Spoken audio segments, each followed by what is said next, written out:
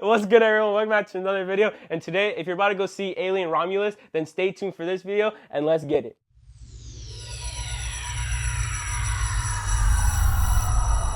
Area of entertainment. What's good, everyone? Welcome back to another episode in the dungeon. And today, we're going to go through all the things that you guys need to know before you see Alien Romulus. And Ray, kick it off right there. All right, so this is a new chapter in the Alien franchise set between Alien and Aliens, but in between that 57-year gap that there is with Ripley in her cryogenic sleep. And also Jonesy the cat. And the cat. Directed by Fede Alvarez, who also directed Evil Dead 2013 and Don't Breathe, which were pretty good movies. This film is a survival story taking place on the Romulus station. And they're bringing a bunch of young colonists, space colonists, who are actually trying to pillage, or I'd say steal stuff. I think it is steal because they did say that. Because I think these characters are more like kind of like they're not doing good in their like world. Like maybe some of them they're like pirates. Yeah, I say pirates. They're pillaging this space station for goods and hopefully to come up. Yeah, and then they find the threat of the xenomorphs. And the facehuggers. Which in the movie they kind of, or like in the description they briefly explain that like they're like breeding them or something in that station. The trailer. In the trailer they show them being bred on the station, so it doesn't seem like this is a infestation, more of a bad science experiment gone wrong. All right, so that's enough about Romulus, but here are the 3 movies that you need to watch before actually watching this one just to catch up. So the first one we have is Prometheus, which is the prequel and the first movie in the series of Aliens with Ridley Scott. The second movie is Alien Covenant, which is a sequel to Prometheus. Takes place, pretty much follows the story. Yeah, it's like a continuation. Maybe. And then the third and final movie would be Alien, the original cult classic that everybody knows. Yeah. So those 3 movies you should watch before going into this one. However, you don't need to watch them because we're going to explain it for you. All right, so let's get into Prometheus. So Prometheus, in this one, you're not really going to get a lot of alien activity with the xenomorphs because the xenomorphs are not really prominent in it. It's more about the scientists are trying to figure out more about the engineers, which in the OG Aliens, they were kind of briefly kind of like said, but the engineers are technically like the gods that created humans and stuff. Right. So in Prometheus, they show scenes of the engineers creating life on Earth and creating humans and pretty much leaving a star map for them to find. So our protagonists find this map and see it as an invitation from these gods. As technology advances, they were able to actually visit this area that they were being summoned to. Yeah, and then in this movie too, we don't really get like the classic, facehuggers or eggs. We get some sort of strange black goo that kind of like is kind of like the building blocks of the alien, like, kind of life cycle, I guess. Right. So you find out in this movie that the engineers were actually on course to go to Earth with this biological weapon to destroy humans. So they are using this goo to destroy colonies or civilizations that they create in the universe. And in this movie, there's this android named David, which he finds this goo and then, he kind of uses it. And basically, David is an android that thinks on his own. Like, it's not like he's too human. That's like the main thing. So he has his own beliefs and all. Like, it's just like he's just... Right, he was too advanced when he was created, which they touch up upon on Alien Covenant. And they actually make new models of David that kind of dumb him down. Yeah. Because he was too advanced. David in Prometheus is actually, I think, the first... It's the first person that we even see. I think he's the first person, but he's also the first, he's the first Mark 1. Oh, yeah, the first android. The first iteration of their android project. But and it just keeps going. We see a lot of, like, non-xenomorphs. Like, we see a polymorph, I think. I believe there's a whole bunch of aliens in there that are not the OG like xenomorph aliens. We see like there's like an infection with like when like someone gets kind of the black goo in them from like this scientist that was like, I think, yeah, like David put the black goo in his like drink, he drank it, and then he changed into like a whole alien creature. Also, there's like these worms that got infected with the black goo. They turned into weird creatures. Yeah, they look kind of like king cobras. Yeah, and like funny enough, all that was practical. But by this set, a little bit behind the scenes, like they were gonna go full CG on it, but they decided to go practical because they felt that it was better, and they actually did all the stunts with that. Nice. And then towards the end, that's when we kind of figure out that there is one last engineer alive. Yeah, so the movie progresses, and all these our characters are getting infected by this goo, and a lot of chaos is happening. It's because of David. Yeah, David is pretty much experimenting on all of them. So we end up finding the engineer's ship and exploring it, and they find a live engineer who is angry that the humans woke him up.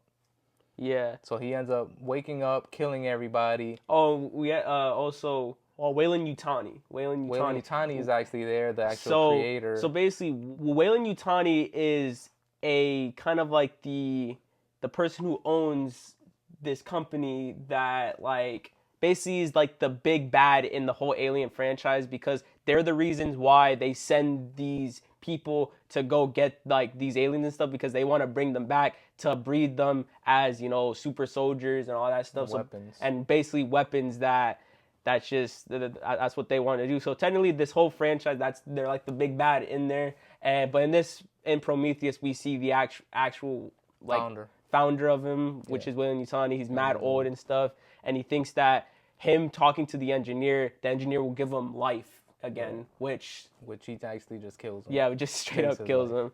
So his time on the movie is really like a couple minutes before actually being killed. And then it keeps going until I think the last survivor, which she kind of is fighting with the engineer, and then eventually the engineer gets overtaken by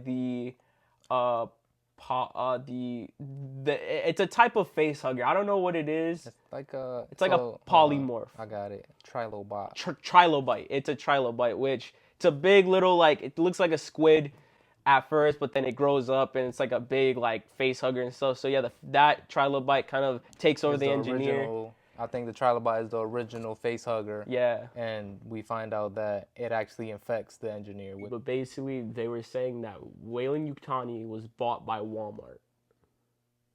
That was a lie, dude. No, it wasn't. They lied to you. Watch the movie. They lied to you. They said it in the movie. How can they lie in the movie? Speaking of face huggers, we have a little guy right here.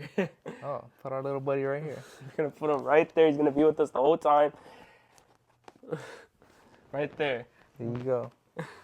But yeah, so the polymorph. Polymorph. I forgot the thing. So the trilobite. The trilobite, yeah. So the trilobite, it kind of overtakes the engineer, and then that's when she's like, okay, it's over.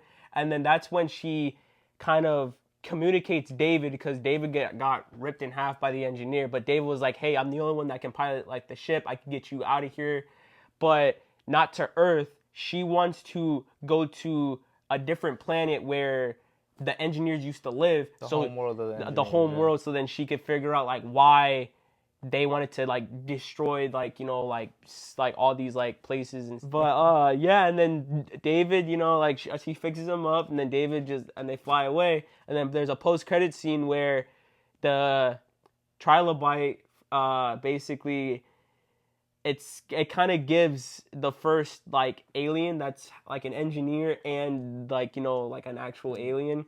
So it's actually called a deacon. It's called a deacon, but I think in the universe they call it a proto-xenomorph.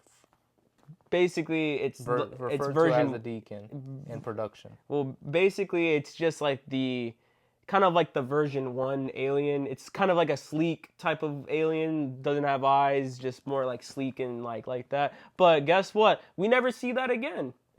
Well, we might see. Well, we might see it again from the new one. But yeah, but that's what happens in Prometheus. So at the end of Prometheus, we're on our way to the engineering civilization, and that's where it ends pretty much. So we have with David and Shaw, who are our last surviving characters, and we're on our way to Engineer's homeworld. That brings us to Alien Covenant. In Alien Covenant, we start off with showing a updated David talking to, well, actually, the original David talking to Weyland Yutani about life. It's when he was first created, and it's basically just like Weyland Yutani's explaining that, yo, I want to see the engineers, I want to like meet them, and then David's kind of like saying like, well, like I'm talking to my creator and you want to talk to yours and stuff. It's kind of just like a backstory on like him and like David. It's a flashback because it takes place before actually Prometheus takes place, because Weyland Yutani's an old guy in there. So after that flashback, we cut to our new characters who are on their way to a new planet, I believe. So so they're on their way to a new planet, but because of a like solar flare or like a storm or something, it knocks out a lot of like their sails. Like a lot of the station, and it said like over like 40 of them died or something. Yes, this was a ship that was a colonization ship. Yeah. And it was on its way to their new planet, so that way they can repopulate a new planet and continue life. But it was a solar flare killed a good portion of the crew. And I think like it said like maybe like 15 survived or something, I think. A little more than that. Yeah, but basically it's kind of like it's not really a huge group, but it's, you know, it's a good amount. And funny enough, one of the people that died is actually James Franco in like a little... He was the husband. He was the husband. He's the husband of the final girl in the movie. Daniels. Yeah, which, you know, it's kind of like a funny cameo because like when you see him in the crowd chamber, you have no idea who it is until she shows us a video of when he like was rock climbing. Yeah. Ironically, because, you know, he's from 47 Hours, I think. Like the movie where he got stuck on his arm. It's kind of ironic, but yeah, so that's kind of like a cool little like thing. But yeah, and then I think they kind of like talk about it, and they're like, hey, like we still have like 7 years left to go, and everyone's just like kind of like scared to go back in the crowd chambers, like, well, what just happened, like a lot of people died, so they're kind of scared that, oh, what if it happens again, more people will die and stuff, until Tennessee Ferris, Daniel McBride. Yeah, so he's in an astronaut suit, and he's like in space doing some like repair works, and he gets like a message from he gets a message in his helmet, and then he brings it in, and they like analyze it, and they find out that it's from a certain planet that is kind of like off, like it's not really off the grid, but it's kind of like off course, where it's like, but it's closer to Earth, like, or like the place that they're going. So they're like, oh, why not? Let's go to this planet and see if we could repopulate there. Like maybe it's a new planet that we could like, you know, like live there and stuff. And then that's when they just go there. So they're pretty much answering this call from this random message on this planet. So they go to this planet, and I believe it's habitable. They can breathe air. Yeah. They take their mask off. They're touching plants that are releasing spores. Yeah. And then they find the person who sent the message, who ironically is who? It's David. So it's David from the first movie. So it's Michael Fassbender playing David, and he's also playing the android Walter, which is the same, I'd say the same style or same mark. It's the same one. I think like David was the first one, and he's more advanced than then Walter. Walter is more obedient. And also the way how the actor like talks, it's like with Walter he talks more like a robot, right? Yeah, more like a robot, while David talks more like kind of like a put together like a person with its own will. Yeah, so yeah, that kind of happens, but before that though, we kind of see the new alien in this movie. I think it's a cool alien, but like, you know, it's kind of like weird. But basically the way how these aliens infect people is it's from the plant life, like you were saying, where with the spores. Where the spores, it's like this like they enter in like people's like, you know, like openings. Like one entered a guy's nose because he got too close, and like one entered I think a dude's ear, and it was two people that got infected, and they just started getting sick. They just started like, you know, getting pale and stuff, until instead of bursting out the chest, one bursts out his back, and it's kind of like it's the first like back buster. Like it's just, it bursts out the back, and then we get like a fully CGI like new type of alien that's like kind of like, I think it's kind of like albino or something like that, because it's like it's all white. Yeah. So it's like, and it's just like, you know, a new species that like is causing like, you know, carnage and stuff. And the same thing happens with this other dude, where instead of it bursting out of the back, it comes out of his mouth, and it's kind of like messing everybody up. And that's when David kind of helps them and kind of shows like, hey, like, you know, I'm here to help you guys. But later on we kind of find out that that's not true, but still. And then that's when, you know, David brings them to like the main kind of area, like where the engineers like were. I think it's kind of like their home base. So I think not at this point, but we get a flashback of David actually getting to the planet. And see, at first David was telling them, hey, basically we arrived, me and the final girl, Shaw, when we arrived here, the black liquid accidentally spilled out of the ship, which poured all over the engineers and killed all of them. The civilization. And basically annihilated their entire species and stuff. And David was like, it was an accident, like, you know, like it just happened out of nowhere and stuff. But then as time goes on, we figure out that it wasn't an accident. David purposely released the liquid on like all of them and stuff and just killed them, because that's just how chaotic he is. Yeah. So David is becoming more of like a villain. Yeah. And the xenomorph that is in this movie is actually called a neomorph. Which is the albino. Which is and they also call the baby version of it, I'd say, or the infant version, a bloodburster. A bloodburst. Yeah, it makes sense, because it's just bursting. Yeah. Blowing up shit. And then we just kind of get some like, you know, other story, like David lies about Shaw, like, oh, she died in the crash, but that's not, you know, the truth. But basically we just keep learning about like what's going on until we find out that David is actually being like a mad scientist type, where he's testing the liquid. So the android, pretty much, he wants to create life. Yeah. So he's like Frankenstein. He's Frankensteining all these experiments. He's doing tests. He did his actually first test on Shaw. So you find her body pretty much all deformed and just chest open, guts everywhere. But yeah, like he said that he's just trying to test everything, like that. Like he's saying like, oh, I want to like. He's testing all like the wildlife that was there. That's why there's no wildlife there anymore. All like the plant life, because he just wants to see how many species that can come from this liquid. And then that's when he says that he finally made the perfect organism, which, as we see after this whole time, we get our first look at the alien egg, which is technically the face hugger egg. Yep. They call that the ovomorph.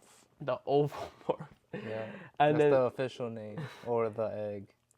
And then that's when one of the scientists, I forgot the dude's name, but he was technically the first person to ever get face hugged, and like, you know, ever to do that. And he gets face hugged, and basically we just get our first ever alien that is technically, which is the Xeno, but actually it's called a protomorph, because technically it's a first first iteration of it, because there's a part. So the chest burster is the OG type of, everybody knows this, like the chest burster comes down and all this. So when the alien is bursting out of his chest, it's not the worm creature. It's actually a miniaturized version of the xenomorph, which is kind of, I heard some, you know, kind of like people hate it a lot. People kind of like it. But yeah, it's just literally just like a small creature that's just a miniature xenomorph. Yeah, it's a miniature xenomorph. A lot of people, like I said, hate it. A lot of people like it. But yeah, and then it just grows up into an actual protomorph. And now it's just, you know, it's starting to mess everybody up. Yeah, so the actual protomorph starts to kill everybody. And then we get to the scene where they actually, do they kill? I don't. Yeah, basically it starts killing everybody, and that's when David, basically it's technically two villains. We got the Xenomorph, then we got David. So then David and William, I think that's his name, right? Yeah. They start to fight nonstop, and then that's when William kind of like is running towards them and kind of like is like, come on, we gotta go. and then there's Walter. Walter. It's Walter. Walter. So, yeah. So basically, they start fighting, and then the camera cuts away, and we don't know who won the fight. yeah, basically. But then we just see Walter start running towards the ship and kind of like, hey, come on, like we gotta go. And then that's when stuff happens here and there, and then the xenomorph, well, the protomorph is trying to like get on the ship and all that. But then eventually the final girl grabs it with like a robotic claw and just crushes it, and then it just keeps trying to fight back, but like, you know, eventually it just dies and stuff. And I think is there multiple multiple protomorphs? I think there's like two. One. I don't know. I didn't watch the movie. Dang, Ray, what the heck?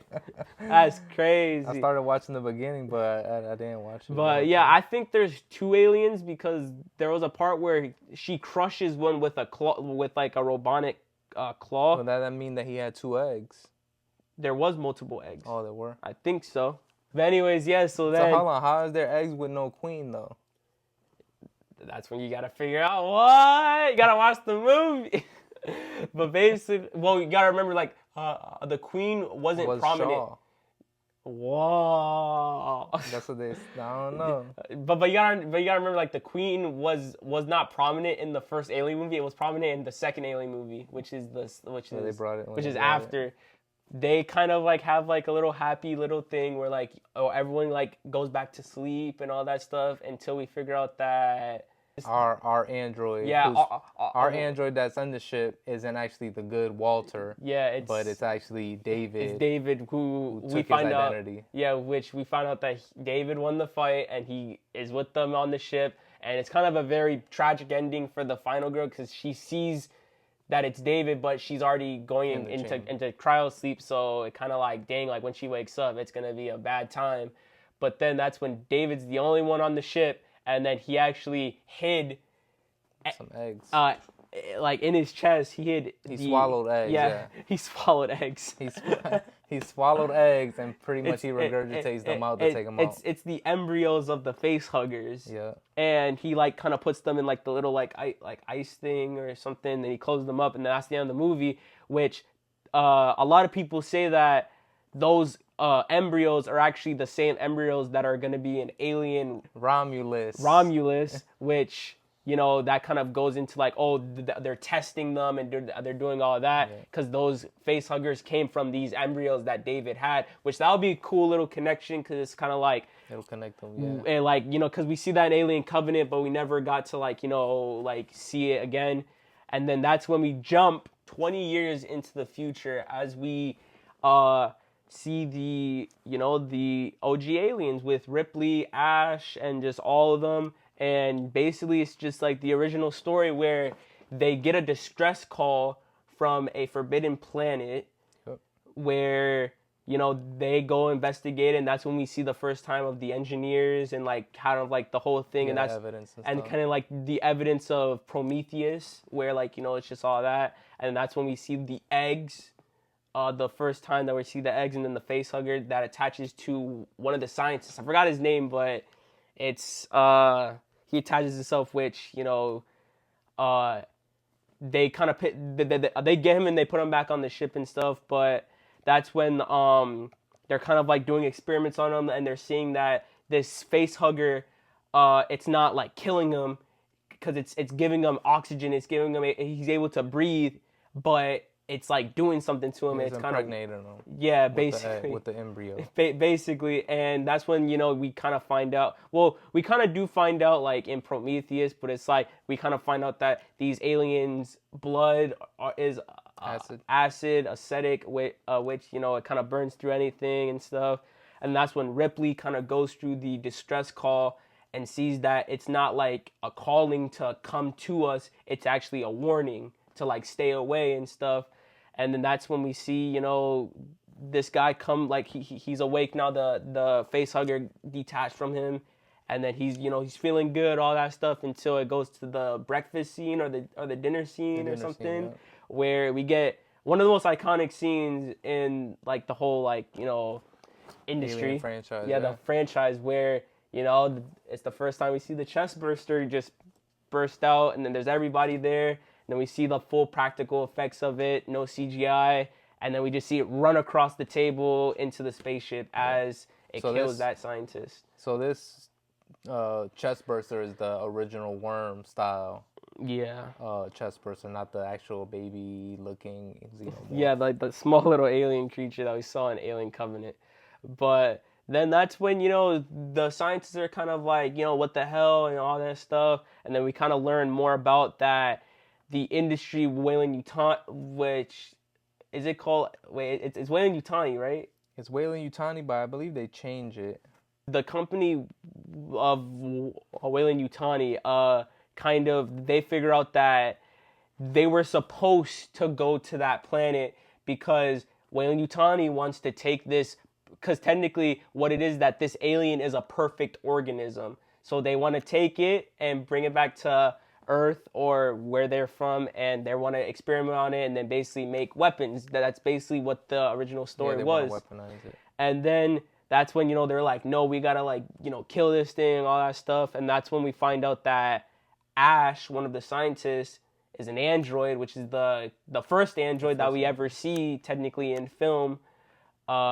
And that's when Ash kind of explains that, oh yeah, the alien's a perfect organism. All of you guys are, all that stuff. And yeah, and then that's when we see, Ripley. Actually, everyone technically dies. Everyone dies, including Ash, who gets pretty much ripped apart. Yeah, and then we got the last one, which is Ripley, which is one of the most popular final girls, in general. She's And Ridley Scott was trying to write Ripley is that he wanted her to be strong, but also vulnerable in a way that's she's still not a weapons expert. She doesn't know these things, but she's still strong and she's able to still kind of fend for herself. That's how Weyland-Yutani wanted to make her. And yeah, and then she's just trying to, get away from this alien, fight back. And that's when, towards the ending, we see she's in a different pod and she's escaped. And then that's when she sends the alien out in space. And then the alien's trying to get back in through the thrusters. And then she hits the button to full blast it. And then it burns the alien up and kind of it's presumed dead. And that's when Ripley goes into cryosleep with Jonesy the cat. And then that's when 57 years later, that's when Aliens comes out, which is part 2. But Alien Romulus takes place in between. So the theories are that either the aliens and Romulus are gonna be from David's original embryos, or I heard a theory that the alien that they shot into space was actually recovered. Yeah, the one that Ripley killed in the OG, it was floating in space still, just charred, and then a different spaceship just found it, and they started to do experiments on it, and they started to test it until they made the face huggers through that organism and stuff. But that's yeah, the thing though, is that alien wouldn't have been able to lay eggs because it's not a queen. True, but you never know, man. You never know. That's it for today, you guys. Hope you guys enjoyed us kind of reviewing the prequel of the Aliens, so then you guys have a fresh mind when you go see the new Alien movie. And yeah, and hopefully you guys kind of, if you haven't seen it yet, you guys kind of go see it before you see this new movie, because us explaining it is not a replacement. It's not like a replacement to go see the actual movie, because the actual movie is really good. All those movies are good. Alright guys, that's going to be it for today. Like we said, go watch these movies. Prometheus, Alien Covenant, and Aliens are good watches, and our recap doesn't replace an actual watch. These movies are very good, and they do deserve a watch from you guys. Alright, so make sure you like, comment, and subscribe. We're AOE, and we're out. Peace.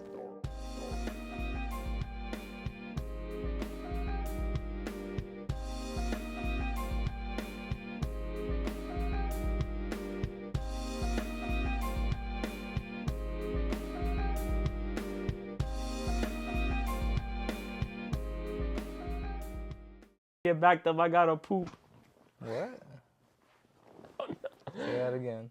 We ain't hen, we trapped up in the coop. Sometimes I get backed up, I gotta poop. Silly motherfucker, man.